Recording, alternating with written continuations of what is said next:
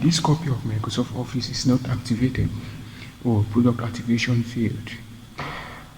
If you get this reminder when you open your Office apps, first of all, the first step you need to take is you need to check your dates with time. Check your date and time. Check your date if it's probably correct.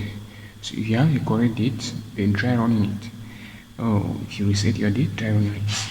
Probably if you check your date and it's correct and you still have the same issues, head to this PC, head to local DC, head to Microsoft Office. After going through program files, take Office 16, then tap ospprearm.exe.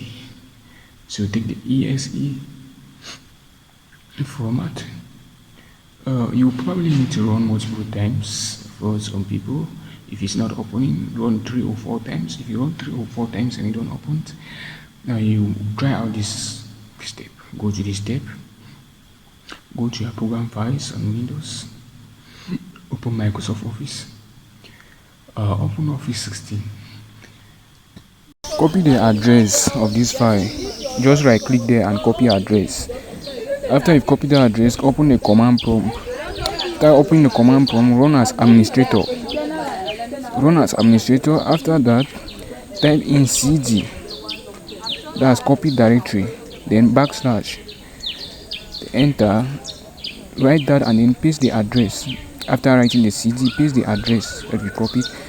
After that, write in this code, script ospp. When you write that code, enter. This will appear. After this has appeared, you copy this ID. There's an ID here, copy this ID. After writing osp's rearm, copy this id.exe, paste it here. After you paste here, run. After you've run that, the Office rearm will run successfully and that issue will be solved.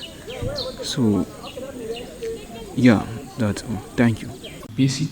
Then after PC, then you actually probably run it by entering. After you run that, your Office apps will probably be updated and you will be able to run them freely on your PC.